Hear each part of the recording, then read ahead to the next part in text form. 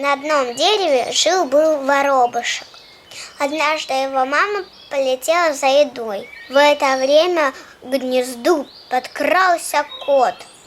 Он хотел съесть воробушка. Воробей испугался и вылетел из гнезда. Кот погнался за ним. Скоро они оказались в лесу.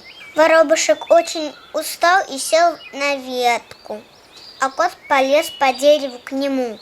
В последний момент воробушек успел улететь. Кот снова погнался за ним.